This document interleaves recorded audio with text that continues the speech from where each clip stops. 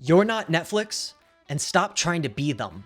Hi, my name's Wes Clark, and I'm a 24-year-old writer-director of How to Start a Cult in 5 Easy Steps and The Psychic Files. And in today's video, I'm going to be discussing what it means to be niche in the film industry and one of the largest pitfalls for indie filmmakers when they're first starting out in their career. Let's take this scenario for example. On the left, we have you, a young, passionate creative with a dream of becoming a mega director in the world of entertainment. And on the right, we have Netflix, an established studio of the mainstream. These two things, they will never be equal. Why? Because on left, you might be able to build up $100,000 for your first movie, but on the right, they have $100 million. What does this mean? It means that if you go out there and try to make a movie like you see on Netflix or Amazon and try to beat them at their own game, you will lose 100 times out of 100. So stop trying. Instead, tell a story that is only unique to you and speaks to a subsect of the population that cares about that topic.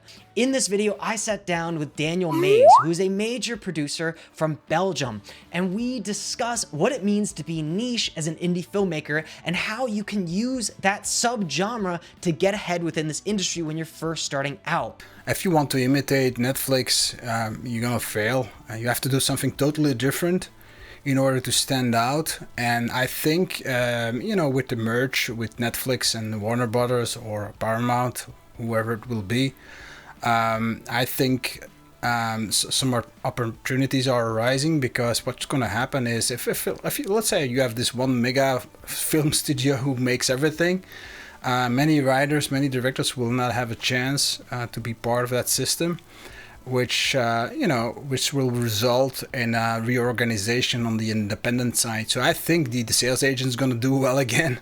There's going to be an alternate market, and I think that's all good, but it's gonna work for the niche. It's not gonna work for the mainstream movies. With the mainstream movies, that's Netflix, right? They play it safe. Studios play it safe. They're not gonna go into politics and all that. So as an independent filmmaker, you can perfectly do that. I mean, you can create the most crazy niche nobody ever heard about, but there will be some people that will really like it, and maybe they're like 50,000 or maybe they're like 100,000 people that really like it, and they will want to see your movie, so they're gonna pay $4. So right now you have 400,000, so you make your movie for 150 now, so you're still making a good profit, which I think that's something that can work. But on the other side, there's also the fast channels that are really popular, so people want to watch it for free, and you just want to get the cut of the advertising.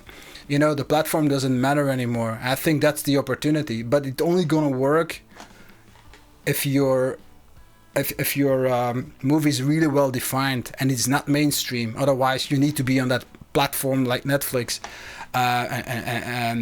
So I think that's the opportunity at this point. So be very specific, very niche, and I think that could be a really interesting business model.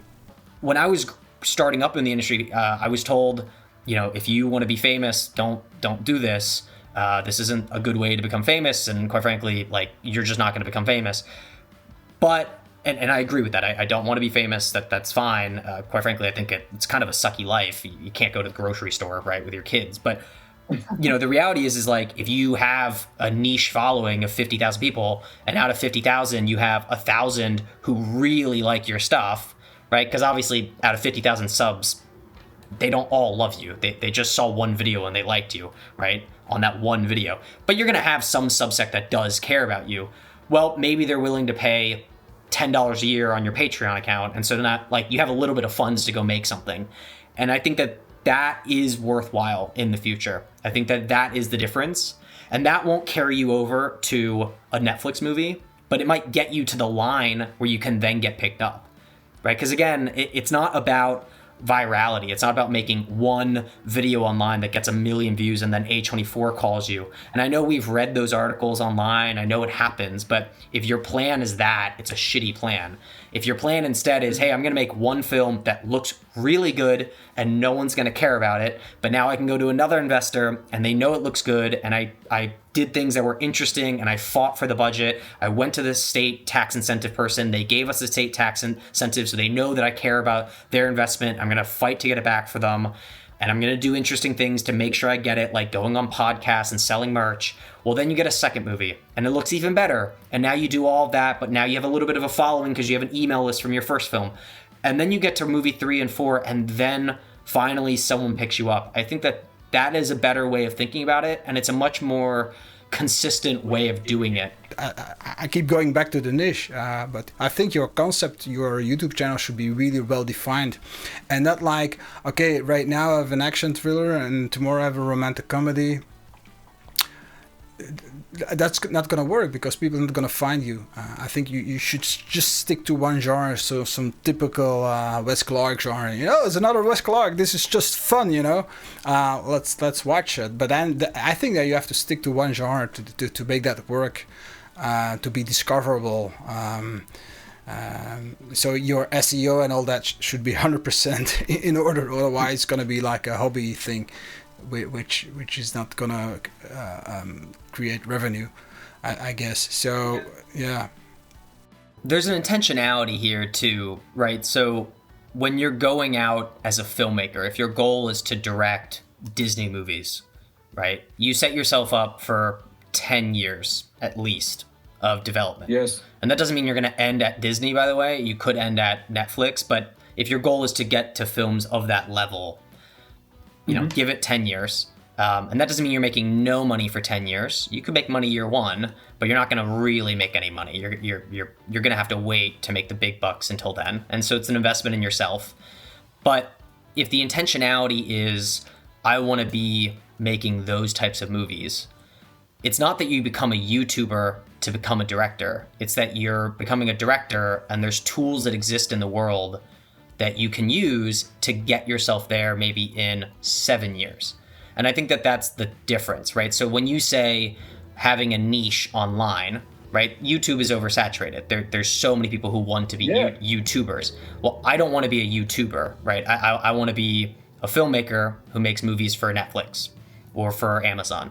And so there's ways to do that. And I think that there's a lot of ways to use the tools that exist in a capacity that will get you there, and making sure that you have a channel that brings people along is really the difference for me. It's having a space for your audience to exist together, grow together, and then follow you there. That is really, that matters to me.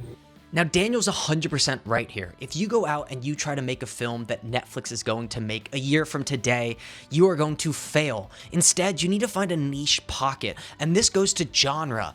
In order to find your nicheness, you need to actually internally review what is it about yourself that makes you want to make films? What is the group of people that matter to you that you want to make a movie for?